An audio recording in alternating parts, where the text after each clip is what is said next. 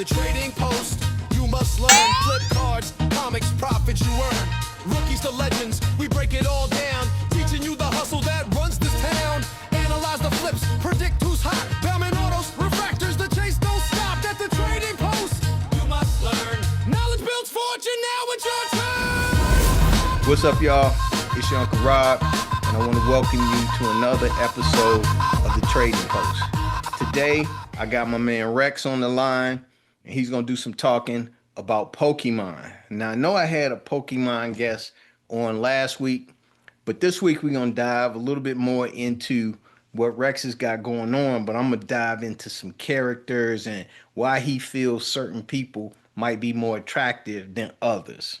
All right? So, Rex, first introduce yourself, man. What's up, guys? It's Rex. I'm from Las Vegas.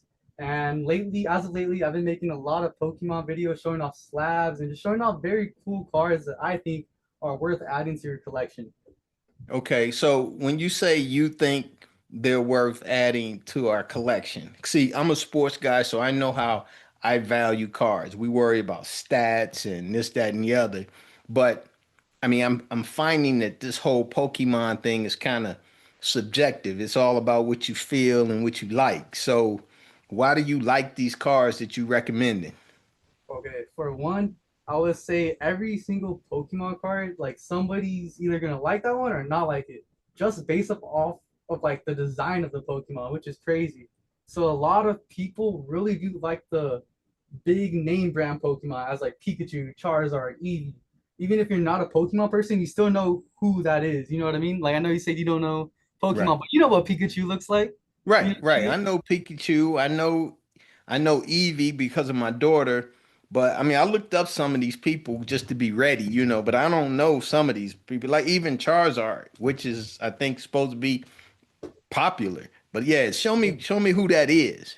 so I have this Okay. Charizard card. It's a Dragon type, and Okay. literally, I, so I could get people, into that though, yeah, because that's what look I'm at I'm a full art. dragon dude. So I could get into some Charizard, dude. Yeah. Yeah, Okay. this one's pretty fire. But I was gonna say, so this is a PSA 9, which is the same thing as sports, right? 9, 10, 1, 2, 3. Yep, yep, yep. Okay, so this PSA 9 I got for $30, and as of now it's going for like $90 on PSA, which is Okay. crazy. But I didn't plan for that to happen. But me knowing Charizard is a high hit character, all Mm-hmm. his cards are just bound to go up because he's famous. He's more famous than the other Pokemon that you can't really name. You know what I mean?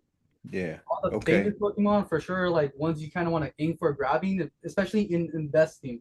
Because I say for this one I got it's a Darkrai V Star. I got it for $105. And just looking on it earlier, it's $200, and I did nothing. I just literally love this card, and I knew that it was worth grabbing because it's a full art. It's not just a base card. It's a full art plus it's graded as a Oh, 10 as well. So the 10s are always like gems I feel like to aim for. Because the Pokemon slabs, like this is a 9 and it went up. So just imagine the 10. It's already like way more money than the 9. But this already went up. So it's definitely worth grabbing popular Pokemon that you know that are cheap right now because they will go up over time because they're popular. so let's go back to the last card because I ain't never heard of that character. And what makes I mean, what attracted you to that? What made you buy that character? Well, so growing up, my first Pokemon I got into is Pokemon Black and White. That's the era. And that legendary was from this era. Darkrai. So Mhm. there's different Pokemon in that era, but he just spoke out to me. Like he just was the coolest one to me. So like as in sports, like center, guard, shooter. Maybe you like the guards, and the guards are the coolest people to you, so you only get to collect the guards. Well, this guy is a legendary, and I don't only collect legendaries, but I only collect the cards that I think are cool. So I think that's So what's cool about Pokemon and stuff, because everybody has a different opinion of cool or awesome. got you. So legendary. So that would mean like the old school Pokemon that still are out, not some new names that came up later. Is that what you're saying? Yeah, like, I have a couple cards I could show you. For me, I think the vintage cards are the way to go too, because you can't go back in time right now. So the only way you can go back in time is bringing the time into your hand, basically. So I'll show you a quick vintage. Like this one was made 2000. I was born in 2001. So to me, this is older than me. You know what I mean? Okay. But there's some cards like this Machamp 1999. It's not like crazy difference 2000 to 1999, but still, it's like a whole year back. And I'm pretty sure Pokemon started in 1998 or something like that, where the cards started coming out. So just to be able to have these cards is like holding a place in time, which is kind of valuable. Because like I said, this is a Moltres, a 10, and it's forever gonna be in the year 2000. So for me, moving it everywhere, I'm moving the year 2000 in my hand, which I think is awesome because they're never gonna remake this Pokemon card. Just like sports too. I don't think they remake cards, right? They don't remake Right. old Yeah. cards. No, and if they do reissue cards like they do reprints, they're not worth anything. It's the original card, that's worth the money. So let me ask you, what was something like that cost? What is that worth? One of those vintage cards. So I'll tell you the whole story about this one. The card, I remember going to a place called Redemption Cards in Las Vegas. They were selling this for like 85, but then I passed on it. I was like, oh, maybe I'll get it one day. Then I went a week later and they're selling it for 100. And you look online, the comps on like eBay recently sold, TCG player, and you just kind of see what the PSA 10s are selling for. But they're selling for like 120. There's always highs in the market which is like $40 above market. So it's always like 140. So seeing this for 100, I just had to grab it. The Moltres. Gotcha. Yeah. Gotcha. So And I then guess you just sit knowing, on that. Now, is that yes, going to sitting on it. is Yes. that gonna rise, or that's more like probably sports? That'll rise little by little, where these new cards, they kind of just jump up like crazy based on the demand. Yeah, something about the sports. Have you ever heard that thing where people are like, "Oh, this Pokemon isn't gonna drink and drive and like lose his career, like Yeah. information out." Do you? What's your take on that? Do you believe in that? Like Well, humans always have error, but do Pokemon have error? You know what I mean? What's your I take? mean, I get that. I get that Pokemon ain't gonna turn around and, catch a DUI or do something crazy and the value tank. But also, you could look at a person's career and, it's a risk in everything.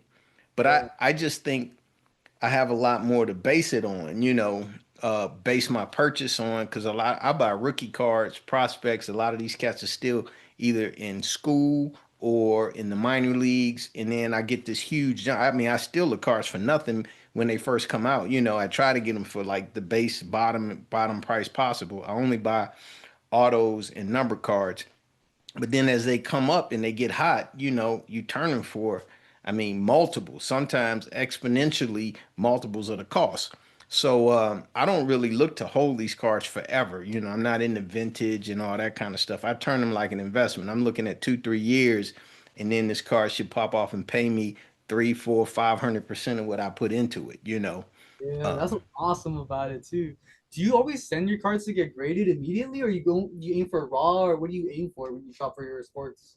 so for me, I used to send them off to grade, but then I actually, because I think I'm pretty good at prospecting and picking cars that'll, multiply in value, I tend to leave that for the buyer. I let that person then, I mean, because when you're paying me, you know, $300 or $200 for a card I paid $20 for, I'll let you get that 10 or that whatever. Plus, I don't know that I can look at it. I don't have no scope and all this. I mean, I got a buddy that does all that, Crazy. but I'm not I'm You get not kind of I'm crazy with not it. going through all that. And I feel like it's more attractive if you get a nice raw card, it's more attractive to the buyer to buy that and look at what he can gain so everybody makes money. Because I already made my money if you buying it, 10, Yeah, 20, 30 times what I paid for it. You know what I'm saying? yeah. I like that. I didn't think about it like that, but I do. I'm trying to like relate it to like in a Pokemon sense. You know what I mean? Yeah. Now I do I like. will buy stuff that's already slabbed. Like if you look behind me, I got rookie cards that are slabbed back here, but I bought them slabbed. And I mean, because people will get them slabbed right away and turn them before I think they're worth turning. I mean, I got some people that still are sophomores or maybe they're about to be seniors now. Some of them are still, I mean, sophomores. Like you take Damn. Juju Watkins, I bought slabs of her cards now because people have already graded them and started selling them. Well, she still got 3 more years to play. I mean, 2 more years to play before That's a she's long even time too. eligible That's a to go to lot of the time. draft. You know what I Yeah. mean? So that's a lot of gaining in value right there. And that's what I'll sit on those, Yeah. versus sending them to get graded myself. Yeah.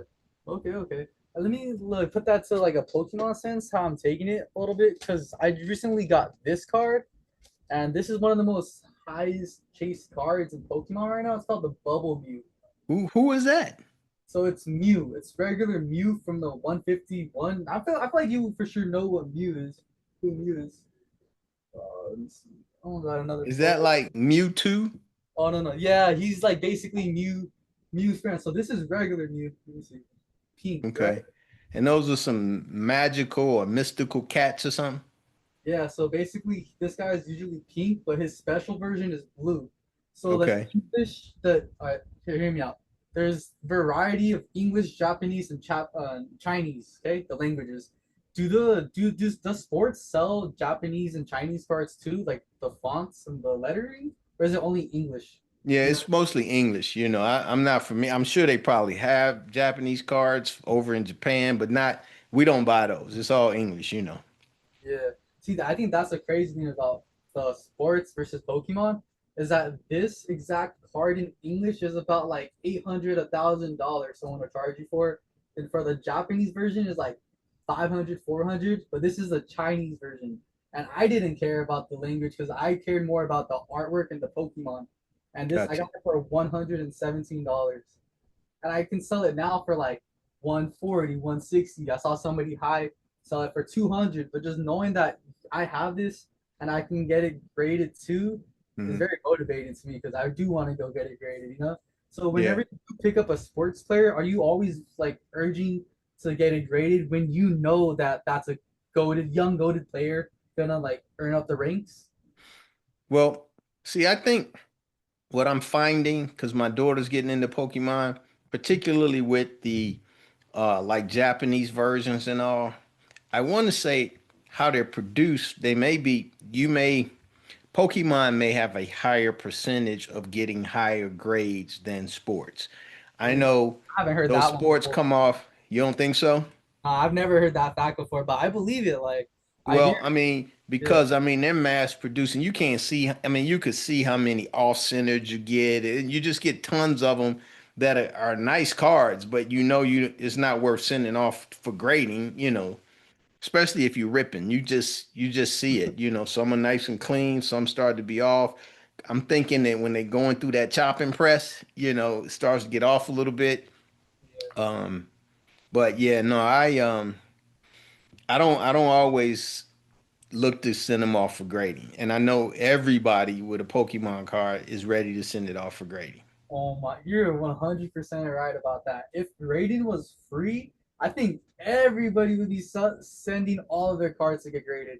But I Yeah. think that's the crazy thing too. Grading companies are making a lot of money off of cards too. I'm pretty sure. Yeah, no, I mean, it's big business for everybody. It's big business for All everybody. around. Let me ask you a question because you're a good interviewer. You done asked me more questions than I asked you. um, Man, I get you to co-host sometime. But let me ask you, what about product? If I wanted to buy a Pokemon product right now, what would you recommend? I would definitely recommend a Pokemon Center ETB. Do you know what the difference from a Pokemon Center ETB and a regular ETB is? No. Okay. I'll show you. I have one underneath my bed. Let me go grab it real quick. Okay. It's crazy you asked me that because I literally just picked this up from my friend.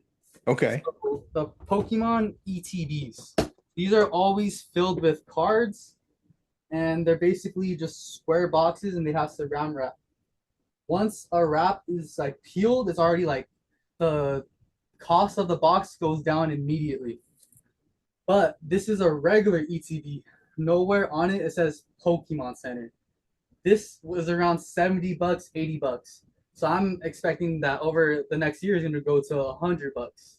So it's like you can rip it, yeah, you'll get all this stuff in the back, Hmm. but if I keep it for 20 years, I could sell it for like $400 down the line, or who knows how much it would be. Because there's a lot of boxes like this that are worth like $10,000 that 20 years ago you could have got it for like $1,000. So it's like, what the heck? It's crazy. But yeah, this is my first ever box that I'm never gonna open. But let me get back to the main point.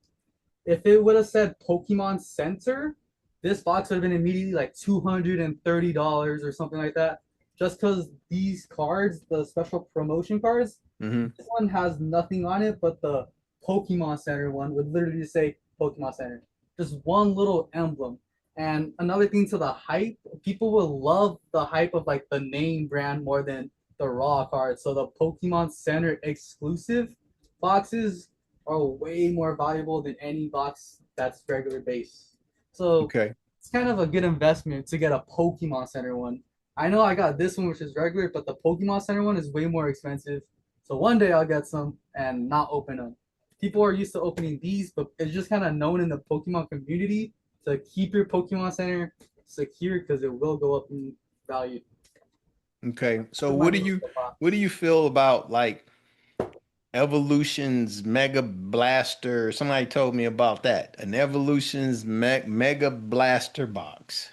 Yeah, okay, so there's a new Mega Evolution box coming out, and it's like dropping like Charizard and Gengar, and I like it, but I feel like at first it's always gonna be overpriced. Like the Pokemon drop was the last week, and I was in queue, but I was not fortunate to get my boxes. But people were already selling the boxes that they bought, but they haven't even received it yet. So Hmm. they're pre-selling the boxes that they haven't even got yet for like a 10x the money because of the hype. Like I think if you get on top of the hype at the right time, you could make profit for sure. Now, what's a good blaster box to buy now that's already out, that has good cards, if I'm not worried about the money? I think for sure the 25th anniversary boxes because the 30th anniversary boxes are about to drop. So for sure it's gonna be more older, but it's still very valid because it has all the hits from all 25 years. So I'm pretty sure when the 30th anniversary comes out for Pokemon, they'll make another new box which will only increase the older box some more valuable because one, they stopped producing the box. It's 2025, and all the past 2025 hits are in that box in all the series.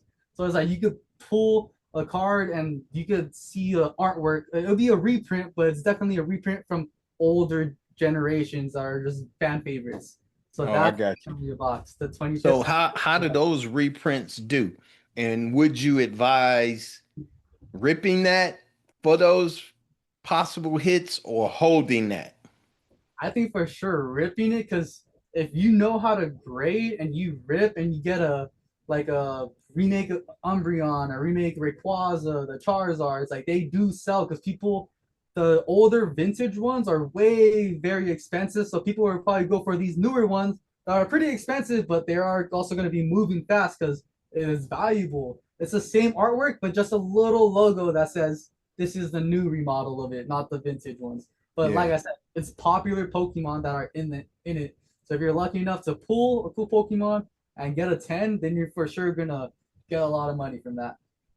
All right. So what would that 20th anniversary, 25th anniversary box cost me? I don't really know off the top of my head. I know that for sure 1,000 would get you one of the big 36 pack Pokemon booster boxes, but like I would say, let me tell you this. From GameStop, you would have gotten it for like $60. So from going from $60 to $1,000, that's just crazy. Just for one box, just for Yeah. a chance to hit. That's what's crazy because, like you were saying, ripping it or keeping it secure, there's a chance in ripping it. It's that gamble. But if you hit that lucky card that everybody wants and you get a 10, then you're for sure gonna buy two boxes off of selling that one card. But Yeah. that's the gamble of ripping the special boxes. Because for sure you could get nothing in there too. You know? So what I'm hearing is you buy the 30th anniversary, you buy a few of them before they go super, super high. You buy them for $300, $400 or whatever they come out at. And then you just hold on to them until people don't have the hits they want and they figure they in your box. So your box goes up. Yes, that's literally 100% how it works too. Because that's how it is with sports too. You know, you buy a case and you sit on it, or you buy a box or so and you sit on them. If you go back to some old school boxes and those one of ones or whatever, one of fives haven't popped up yet, a lot of people are still thinking that they're gonna get it in one of those boxes or one of those cases. Dang, I didn't even know that was a thing for sports. So they track the one of ones. Like Pokemon doesn't have that. They don't Well, have one see, of ones. They have yeah. like So that's how I don't really understand the demand for a particular card, and you don't know how many are out there, and it seems like everybody's cool with it being a bunch of them out there. They just want uh, one, which is cool, but like for us, it's like you know, the cards are there, but you have a base model, then you'll have a refractor, then you'll start having numbered models of the same autograph, or the same card. But the autos are the key. And yeah, if you get a one of one auto or somebody hot, I mean, that card is crazy. yeah, I think Um, that's what I'm jealous from that Pokemon doesn't have because, like you said, there's like 10,000 of this card. But the cool thing about PSA, when they keep it, they keep track of it. So there's yeah. only like So you know how many are graded. yeah, Hey, there's only I think like 7,000 of this card, which is a lot, but 7,000 out of the whole population on Earth, and yeah, I'm one of the 7,000 that have thousand people. Yeah, they's got yeah, one, it or makes me one of the feel like I'm 7,000 in that's got a 10. yeah, Yeah. literally, and knowing that this went up is going up in price, like I could sell this for a profit of $100. But what if in 10 years I could sell it for a profit of like $2,000? Yeah, no, that's true. That's what That's I true. wonder. Because I know you said you like flipping and selling, but right now I'm 24. So when I'm 44, 20 years from now, I wonder what this card Car would to be. be worth. I mean, that's your retirement money right there. I didn't even If you think about do it it like that, right. but as of lately, I have been thinking about it like that because me seeing the $100 card go to 200, it's only gonna keep on increasing too. So I think it makes me want to go grab some more slabs too, because instead of putting it into somewhere else, I can see my retirement. I could be like, okay, I could sell this for 100, and I know that's 100. Yeah, Somebody's gonna want it down the line. Our kids are gonna be my age wanting the vintage stuff that this is considered vintage now. So right, the vintage stuff now is gonna be like double vintage. Like right. that's just kind of crazy. You know what I mean? Yeah, and also, you got to think about it. The return you get on it. If you got bought a car for 100 and you can sell it for 200 in a few years, I mean, you don't get that kind of return. I mean, it's very few stock that'll give you that kind of return. And that's why you got people like Kevin O'Leary and all these other people looking at this as an alternative investment class. And that's part of what I want to start telling people, that, this is another option for investing, whether it be sports or Pokemon. It really is. It really is. Because I was talking to somebody at my work. He's a financial advisor, and I was showing him like literally what I'm telling you. Like, look, dude, this card went up $100, and him seeing the stats on the PSA thing, he's like, Hmm. that's literally like stocks. It's literally stocks. Like this is a little stock thing I bought off of Pokemon, and now I have their stock in my hand, and I could sell their stock to whoever I see. And Or it's you can hold it, on the or period. here's the thing.